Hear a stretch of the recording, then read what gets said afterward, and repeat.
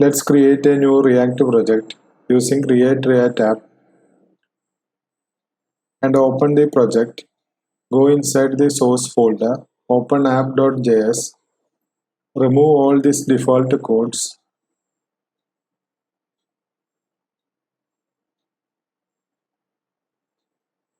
Now open a new terminal inside VS Code and run this program by typing npm start. The project is working. Now close this project. Next go to Google and type React Infinite Scroll, and you can see the first result is React Infinite Scroll component. Click on it. You need to install this in our project, so copy this and go to the project and paste npm install React Infinite Scroll component and click enter. This will install the React Infinite Scroll in our project. Next we need to import Infinity Scroll component from React Infinity Scroll component. So copy this and paste it inside our app.js. Next we are going to copy this demo example from the documentation.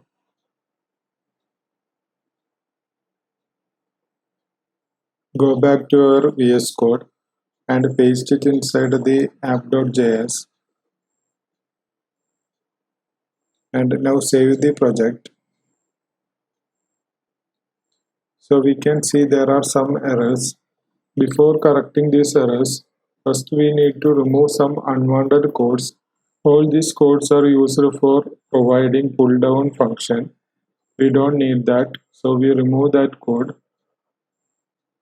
Next we are going to create a new state. The name of the state is items, and we set the initial value as an empty array. Now save this project. We resolved the first error, item not defined, but we forgot to import use state. So now import use state from React. Now we imported use state from React. Next we need to add fetch data function. This fetch data function will get called when user reaches the bottom of the page. So we are using this fetch data to update our item array and add the new contents without going to the next page. So let's create fetch data function. We created a new arrow function named fetch data. Now save this project. As you can see, all our errors are resolved. Next we are going to create a fake backend for this project. So close this project and go to Google and type JSON server. You can see the first result is JSON server. Using this npm package, we can create a fake REST API server for our project. So click on the get started and copy this. Now go back to our VS Code and paste it inside the terminal and click enter. This will install JSON server in our project. Now go back to the documentation. The next step is to create a db.json file which will act as a database for our backend. We need to create our db.json file inside our project folder. Now open db.json. Inside this file we need to add some demo data. For that we are going to copy some data from a website. Go to Google and search JSON placeholder. Open the first result and scroll down. You can see resources. Click on comments. Now copy the first 100 comments. Now go back to our db.json and create a new JSON object with the key as comments and the value as an empty array. Inside this array, paste the data we copied. So we added 100 comments inside our db.json. Now go back to our documentation. Next step is to run this server. For that we need to run this server in an alternate port. So copy this code This will run the server in port 3004. The reason we are using the port 3004 is our React app is already running in port 3000. The default port for JSON server is 3000. That is why we are using 3004 for the server. Now go back to our VS Code and open a new terminal. Inside the new terminal, paste it and click enter. This will run our server in localhost 3004 and this will create a resource localhost 3004/comments. If we go to this link, we can see all the comments in our db.json. Now copy this link and go to Google Chrome and paste it inside the address bar and click enter. You can see all 100 comments that we added inside a db.json file. Next we are going to split this data into different pages. For that, go back to the documentation and click on pagination. As you can see, we just need to add page parameter to our URL. By default, it will return 10 items. We can change the default by adding limit parameter. Now open a new tab and add page parameter to our URL. Let's add page is equal to 1 and this will return first 10 comments. Now let's change page equals 2 and this will return the next 10 comments, that is comment 11 to 20. Next we are going to change the limit from 10 to 20 by adding a limit parameter and setting its value to 20. Now you can see we are getting 20 result from comment 21 to comment 40. Now go back to VS Code and open app.js. First step is to get the data from the server and insert it into the items. For that we are going to use useEffect hook. Everything inside the useEffect will get called when user start the application. First we need to import useEffect from React. Now you can see we imported useEffect from React. Next I am going to create an asynchronous function getCommands inside useEffect. Also inside useEffect, call this function getCommands. Inside getCommands, we are going to fetch data from our server. For that we are using fetch method. This is the URL we are going to use. Let's copy this and paste it inside the browser. You can see we are getting the first 20 comments. That is because we given the limit equals 20 and the page equals 1. Next we created a new constant data and saved the response to the data constant. Next step is to update item state using setItems function. We updated the item state and added the first 20 comments into the items. Next we are going to console log items. Now go back to our project and you can see there is some error. We will resolve it later. Go to console. Here you can see the array which contains the first 20 comments. So we are able to update the item state and add the first 20 comments to items. Now go back to VS Code. Now we are going to resolve that error. The reason for the error is these items. So I am going to use map method to loop through this array. I forgot to add return on the map function. So let's add return. Now go back to the project. We can see all 20 comments are now printed in our project. Now go back to the project. All these comments are coming from item state. Initially we fetched first 20 comments from the server and we set the value to item state. Now the items contain first 20 comments. As you know, items is an array. So we used the map function to loop through each items in that array In React, we should use key attribute and give it a unique value. Here items.id is a unique value, so we can use that id. Next we are going to print the id on the screen. So we used items.id and also we used items.email and items.body. If we look at the JSON array, you can see id, name, email and body as key value pairs. What we are doing is retrieving each of these value using the map function. Go back to VS Code. You can see after this return statement, we are returning all these values. Now let's look at the fetch data function. First, let's add something inside fetch data function and see how this fetch data function works. We are going to console log hello and see how this function get called. Now reload this project, then go to the console.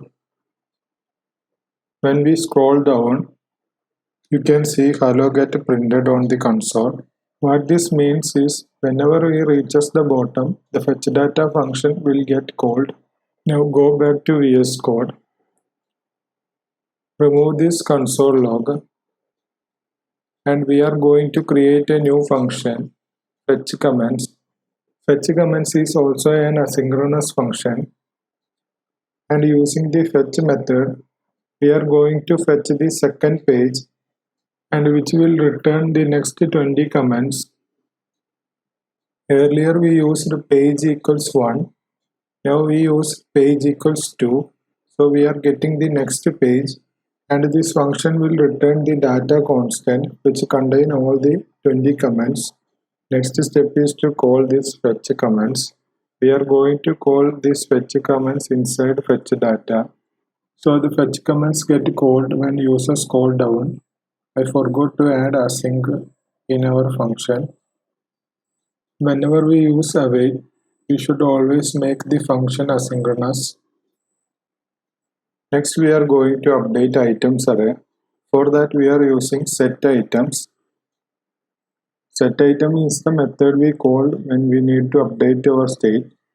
Inside set items, we are going to combine the old items and the comments from the server.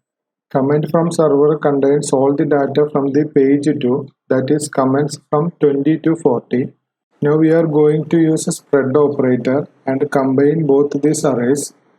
If you want to know more about spread operator, search spread operator in JavaScript and the first result will be developer.mozilla.org. You can learn more about the spread operator from this website. It contains different examples and explanations. It will be very helpful. Generally, developer.mozilla.org is a good website to learn basic JavaScript. Now go back to VS Code and save the project. And now open our project and go to the console.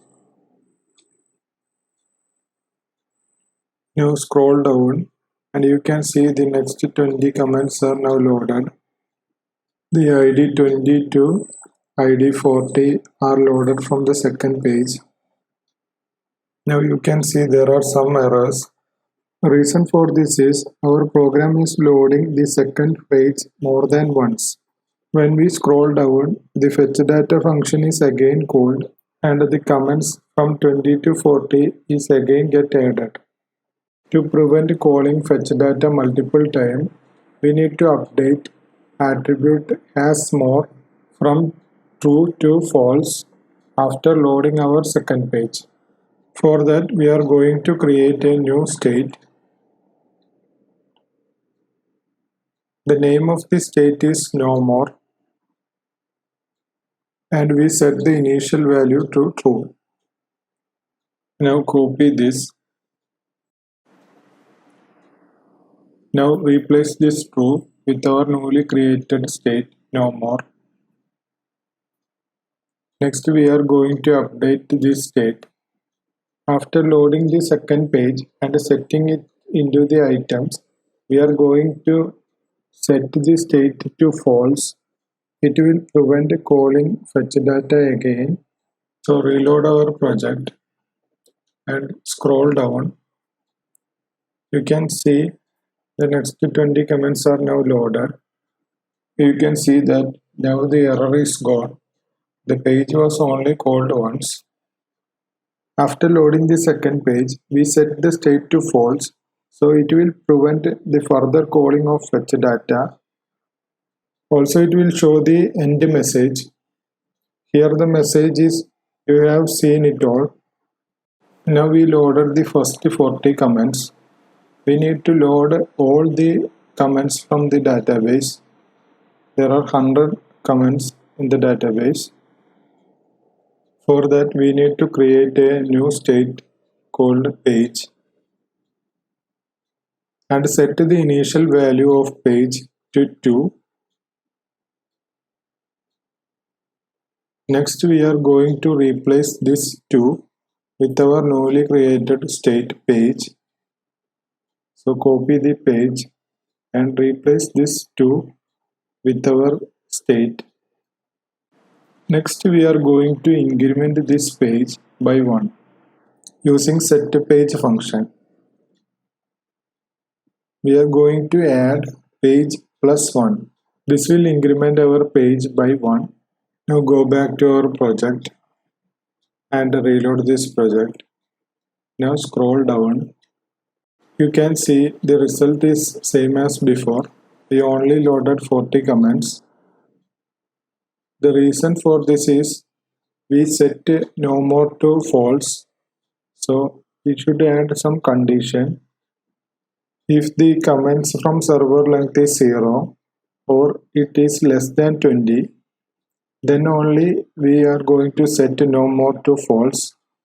This condition only become true if we are loading the last page. Then we set the state to false. Go back to our project and reload this project. And now we scroll down. You can see there are more than one page loading. You continue to scroll. Then you can see more and more pages are loading. Now all the comments from the database is now loaded. Next we are going to create components.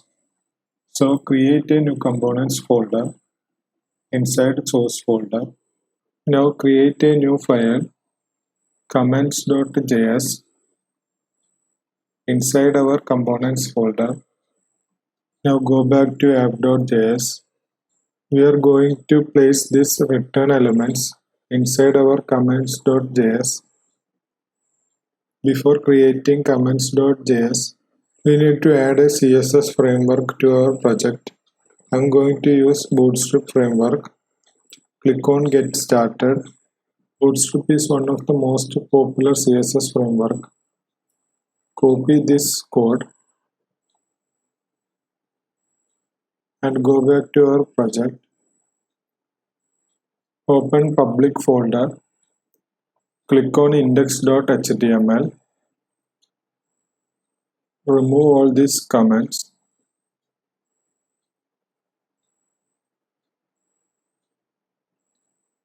And paste the code between the opening head tag and closing head tag. Now we can use all Bootstrap classes. Open comments.js and type RFCE. This will create a new React component. In new React version, you don't need to import React. We created a new functional component comments. Now we are going to add some HTML and CSS classes. All these classes are Bootstrap classes. I copied the card element from Bootstrap. That is under these components. You can see the cards. I copied this code and did some modifications. If you like, you can use your own CSS. Here I am using all Bootstrap classes. Now go to app.js. We are going to replace this code with our comment component. Next step is to import the comment component. Go to the top of this page and you can see we imported comment. This is done with the help of auto import extension. What we are doing here is we are passing the item state to the comment component. Next we are going to retrieve this value inside comment. Here we destructure items and retrieve ID, email, body. We are going to print all this value. First we are using ID. Next we are going to print email. So open a curly bracket. Inside the curly bracket add email. Next we are going to add comments. Open a curly bracket. Inside the curly bracket add body. You can see now the design was changed, but the alignment was not right. Need to add few more classes in app.js.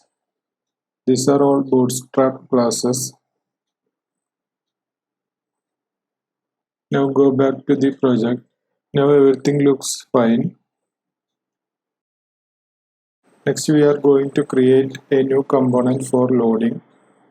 So go to components and create a new file, loader.js. Inside loader.js, create a new component, loader. Also remove this React import. Here also we are going to replace this with some bootstrap classes. I used bootstrap spinner for creating this loader. If you scroll down, you can see spinners. I used glowing spinner. Now go to app.js. Replace this loading with our loader component and also import loader component. Now we imported the loader component. Next we are going to create another component, end message component. So we are going to cut this and create a new component, end message. Inside end message.js file, create a new component. Also remove this React import and paste the code. Now go back to app.js and add end message component and next import end message. Now we imported end message. You don't need to create all these components. You can type everything inside app.js, but it will be much difficult to understand. So the best practice is to split the code into different components. Go back to app.js. To see the loader in action, we need to change the URL from localhost to an external website. For that, we are going to replace this localhost address. Anything from localhost will load so fast, so we cannot see the loader.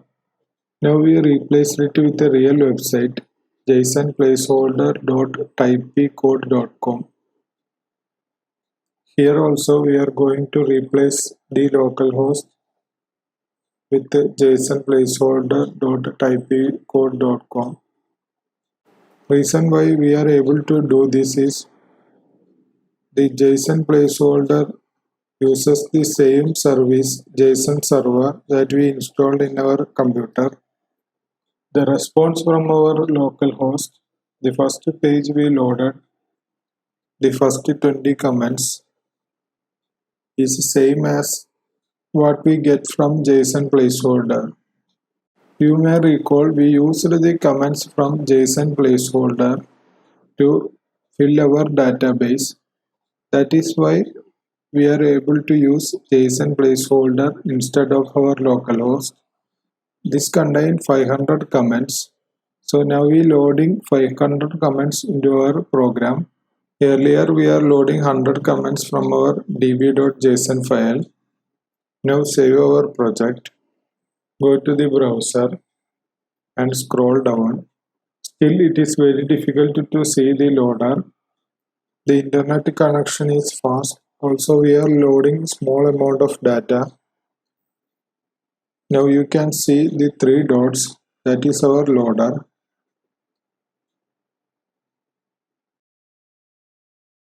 Thank you for watching this video. Please subscribe, like, share this video.